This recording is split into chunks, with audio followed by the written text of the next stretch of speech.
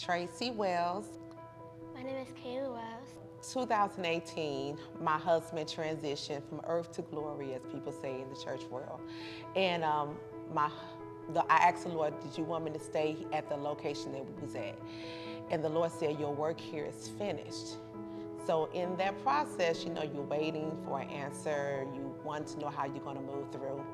And during that time span, because my husband was very active in the church, I needed a different location. I needed to start fresh. Not necessarily start over, start fresh.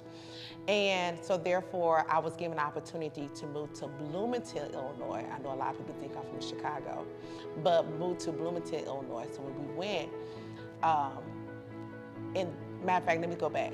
In between that time, we did go to a church to visit with my mom and dad.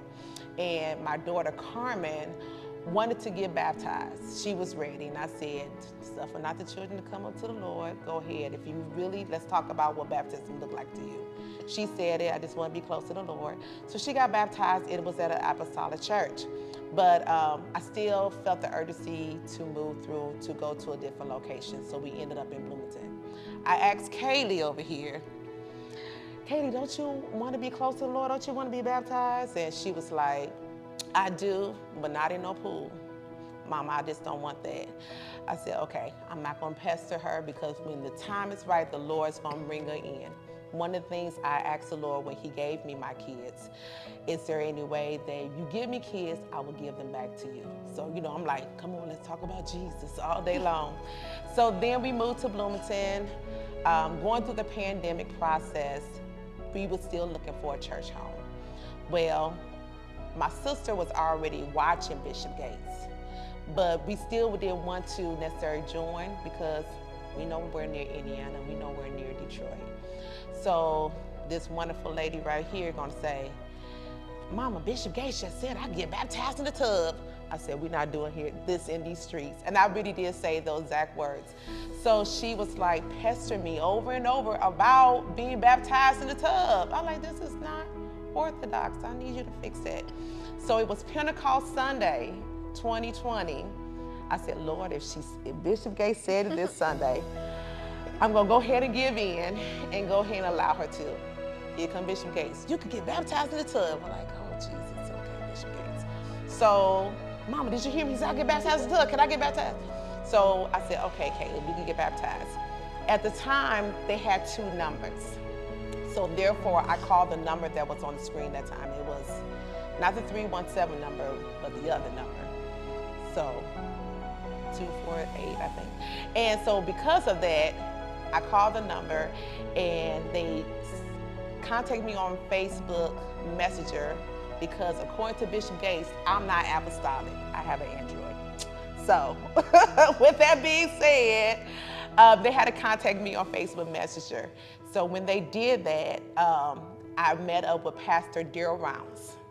So he was hilarious because he was in his wonderful paraphernalia of Alpha Phi Alpha. And I thought it was funny because I'm a Zeta Phi Beta. So I gave him some flack after she got baptized. So I want to make sure we stay spiritual.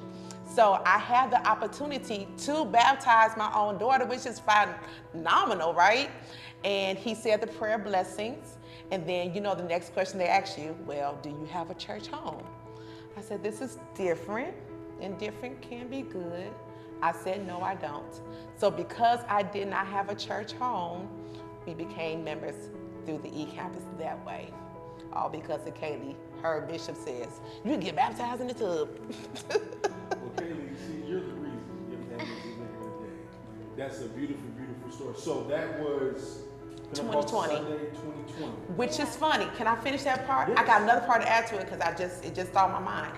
Last year, Bishop Gates had Pastor Sears to come, okay? This is why she's laughing again.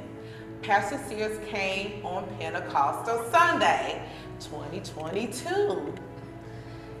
Tying, my sister had my kids because I had to do something that particular weekend and my kids needed to stay with her. So I was in Bloomington, but my kids was with my sister. This is how Carmen comes back in the story. Pastor Sears was praying. Those who want the Holy Ghost, you come on and you pray to get the Holy Ghost, right? Well, my mother, Layvon Jones, told Carmen, pray your sister through. So Carmen began praying that Kaylee would get the Holy Ghost. Carmen, my sister Tanya took Kaylee into the other room. And because she took her to the other room, who did we call? Pastor Round, who was on the road.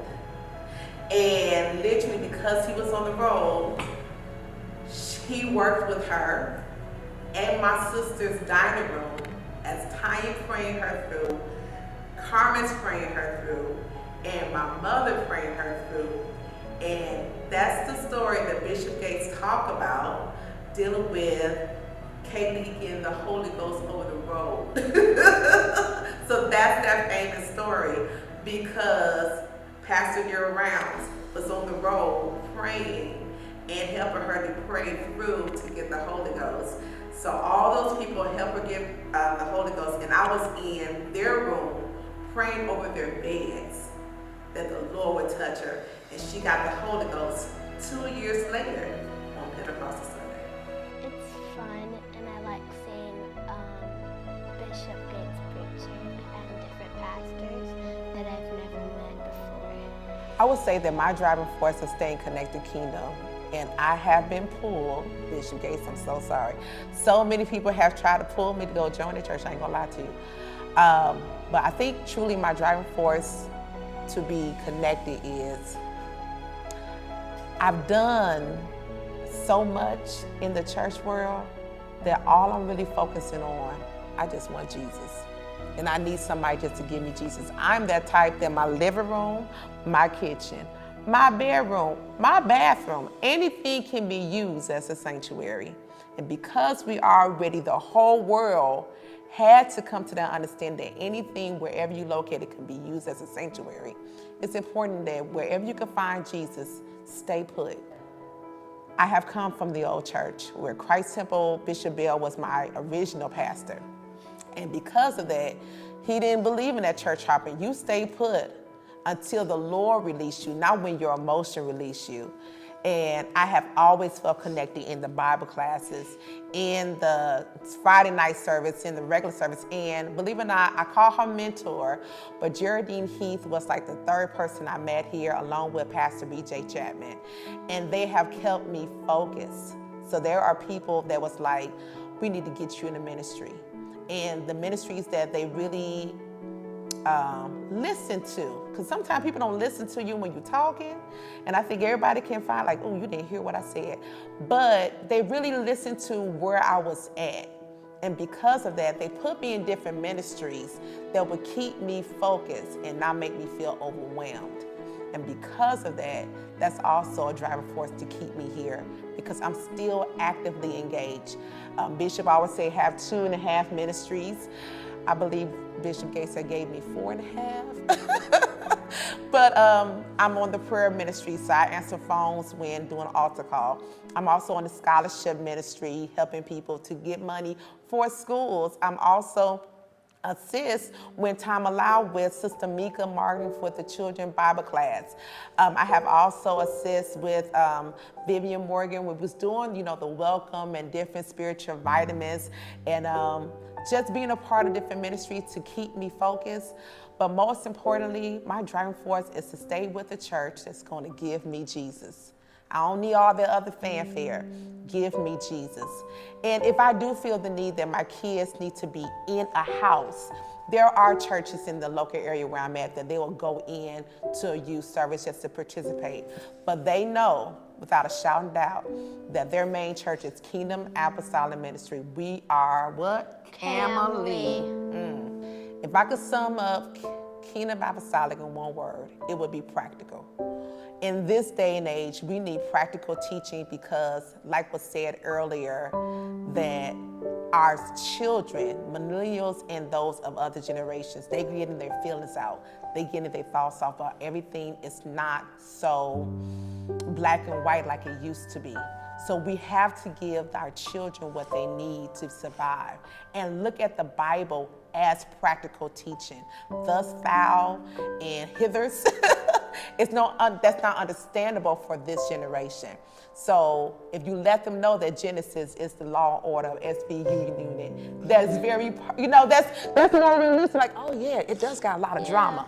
You hear me? Drama. So with that being said, if you let them know that it's very practical, it's very usable, and you can find it in the TV programs that we're watching, then you'll realize how practical that everybody, like, we all fall short, but baby, we could get up again and move through. You won't get over it, but you can move through. So you see, I got excited, but you really can move through.